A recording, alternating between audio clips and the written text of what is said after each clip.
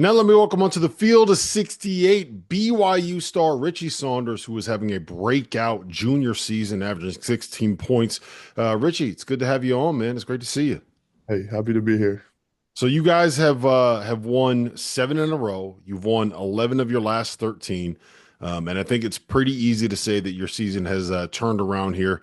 In your last five, you are averaging better than 21 points in wins over Kansas by 34 points, the worst loss Bill Self has taken in the Big 12 era, a win at Arizona, and a win at Iowa State. That is a pretty impressive five-game stretch, not just individually, but at you guys as a team. Well, it's you're right. This season has been just like there's been different sections of it, right?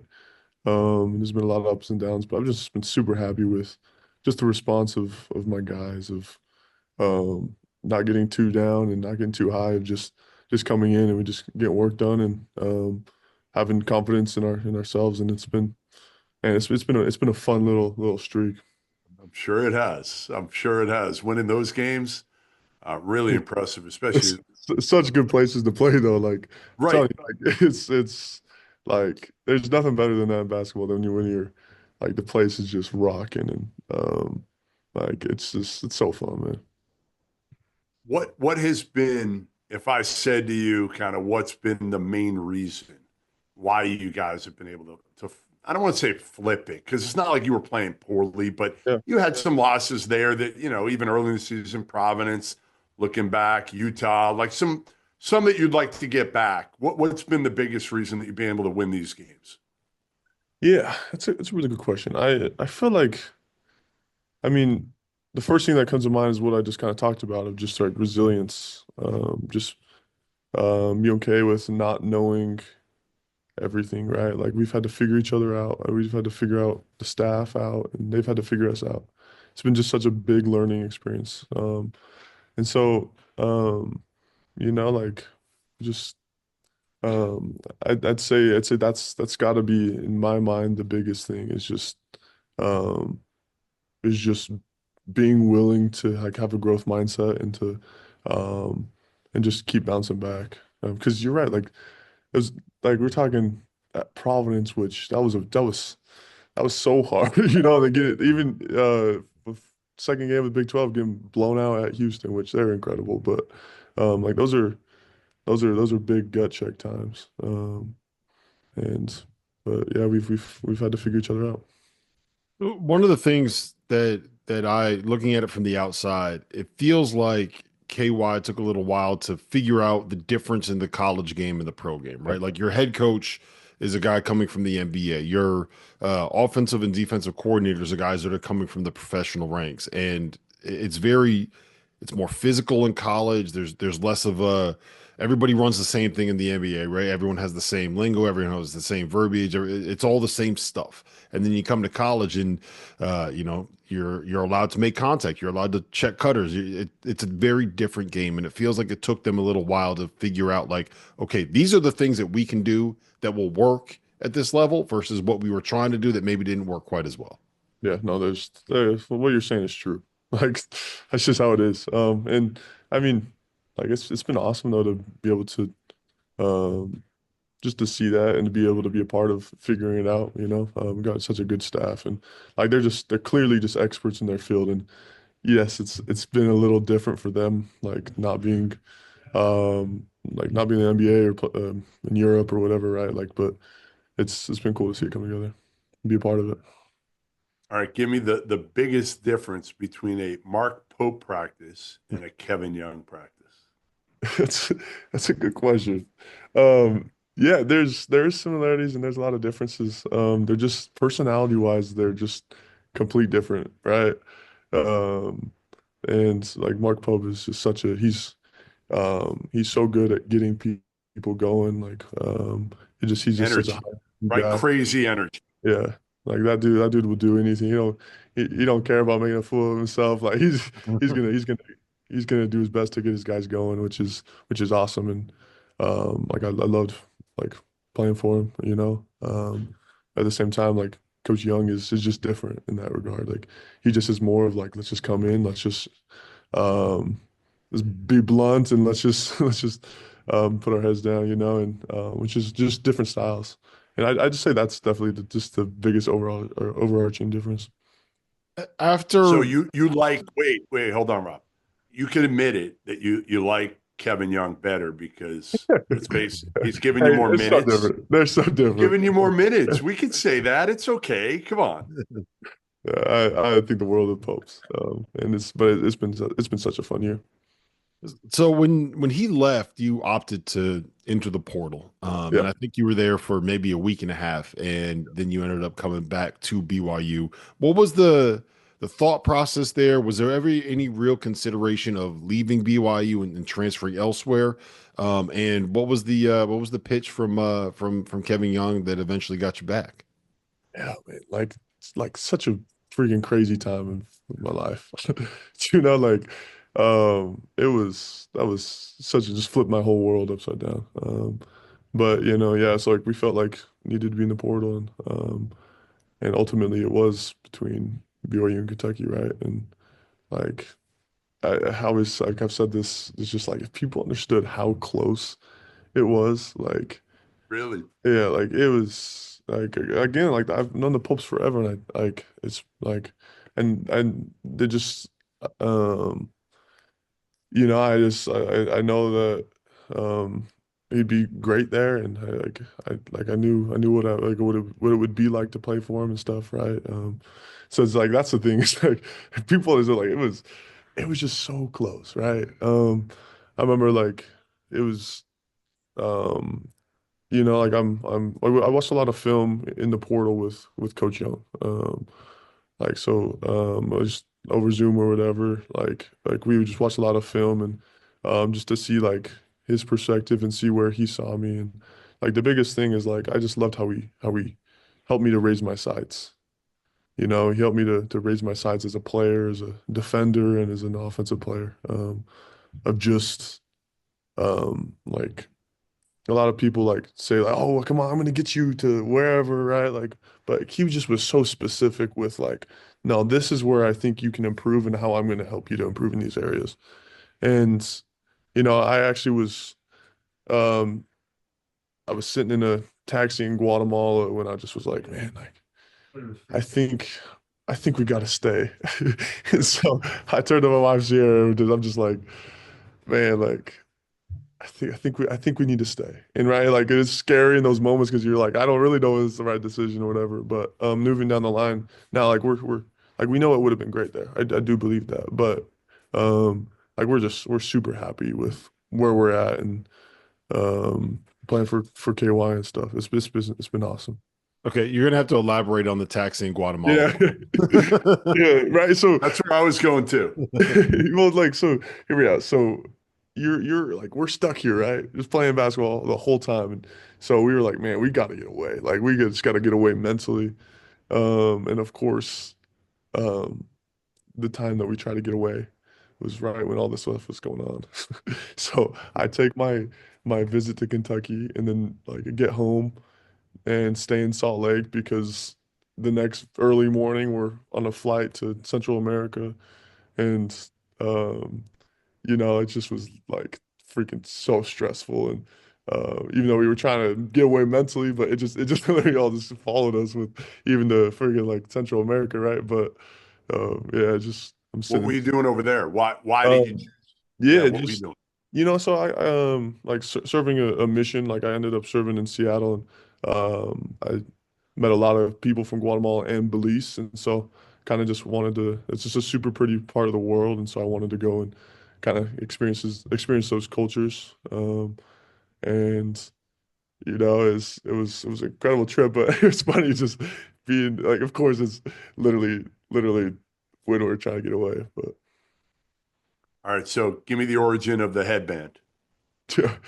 Yeah, I gotta credit Sierra, my girl, for that. She's like, maybe you should grow out your hair. And I was like pretty like I'm just gonna I don't want it to be crazy or whatever. But ended up I was like just decided to give it a chance and grew out the hair and then I just was strictly utility, I gotta figure out how to keep my hair out of my face. It's hard to shoot when you can't see, but um Yeah, it's been a little funny thing, but now I feel weird playing basketball without it. It's just like our shoes.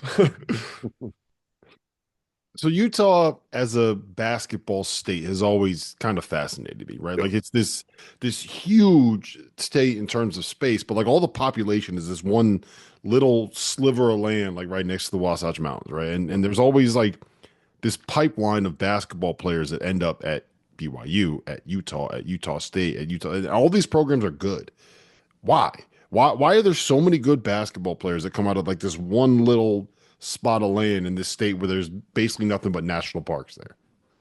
Yeah, like my first thought is like I grew up like I'm a member of the Church of Jesus Christ, right? Like that's like where I go to church and there's a basketball court right there in every chapel. And to be honest, like that's my first thing is like it's kind of funny, but like we were always hooping. Like everybody plays basketball here. Um and a lot of it is because there's so many indoor courts, and I think that's one reason why there's so many shooters and that come out of Utah. But like people just love basketball here, man. Um like well they're like I mean, I've experienced a lot of BYU, of course, and I grew up a BYU fan, coming to the games and stuff, and like people just like they care so much about it. Um and like what a privilege it is for me to be able to be like now flipped roles kind of a thing, right? Where like I'm in this opportunity to kind of like influence and help the next generation of basketball players and stuff. But yeah, people care about it here. It's like it's just such a big thing. So the obvious follow up there is you got a bunch of guys from Utah that played high school in Utah on the same roster. I got to imagine there's a little bit of trash talk going on about who came from the best high school program when you get Yeah, into yeah. state tournament time. Is that does that happen?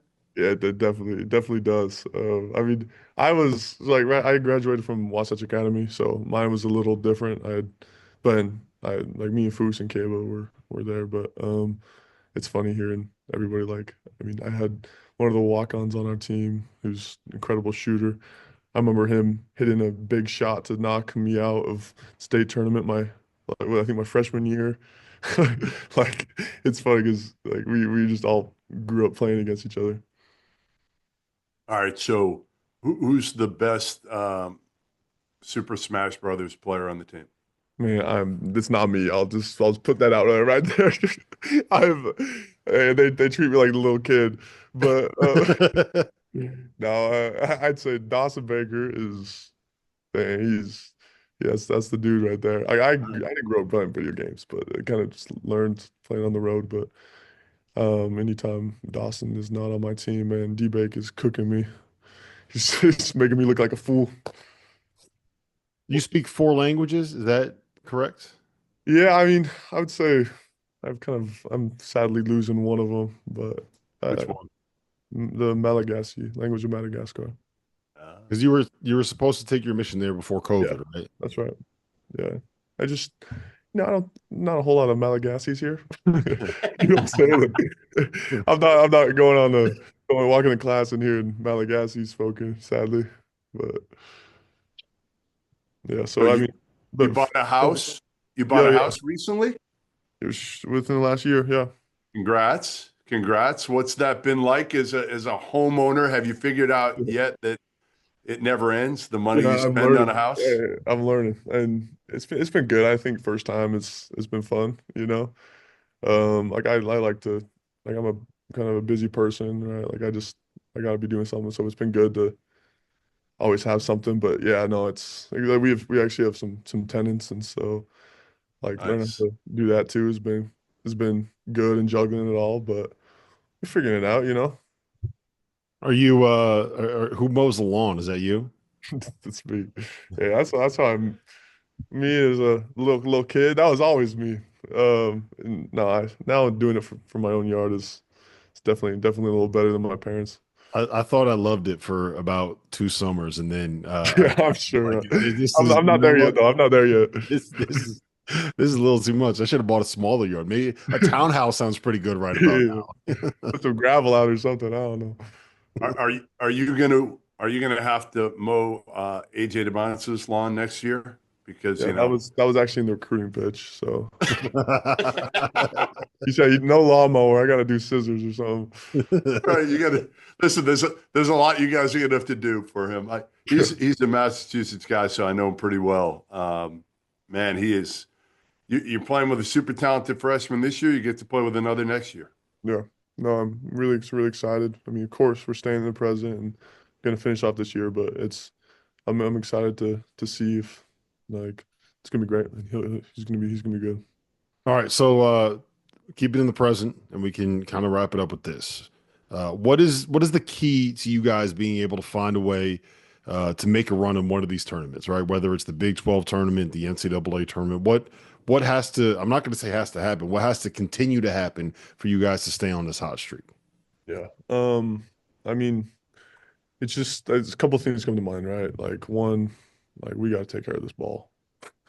And like I don't necessarily want to talk about the last game with that because we're coming out there with the win. Turnovers. Yeah, yeah. But we got to take care of this ball. We are like we're the top team in the Big 12 at effective field goal percentage, and that gives us a huge advantage. But we gotta have the ball. You know what I'm saying? So like that's number one. And Turn it over, you can't shoot, Richie. exactly that's That's exactly analytics right there. that's core right there. But I mean that's in my mind like one of the biggest ones. And then the next is just a mentality of just playing harder than the person across from you. It's just a mentality, and like this is luckily my it will be my second time in March Madness and stuff, and um, you know I've learned a lot from the last year, but it's just a matter of just playing harder and being willing just to do whatever it takes to just to find a way, diving on the floor, you know, getting a box out, getting a board, like all those little physical things, like that's what, in my opinion, like those two things, like if we can um, take care of the ball and just have a tough mindset, like we're gonna do this thing and make some noise. If playing hard is what it's going to take to win, then is that why you're 12-3 with Mawat in the starting lineup? You know, he plays so freaking hard, man. It's so fun. It's so fun to have him, especially on this defensive end. He's Has an he ever incredible. guarded you in practice? I gotta imagine. Is that why you're shooting so well? Because you spent the start of the year having to deal with going up Yeah, against him? no, yeah, you know, we get matched up all the time against each other, but he's an incredible defender, and like I don't think he gets enough credit for like what his value is to this team. Well, listen, we appreciate it, man. We appreciate you jumping on with us. It's been Yeah, fun to watch, kind of the transition, not just with the program and Kevin Young taking over, but for you, you know, to watch you, and I can tell how much pride you have in this program and what you guys have been doing. So, thanks for joining us, Richie. Appreciate it, man, and we'll talk to you soon. yeah, Dave, definitely. Thanks, guys.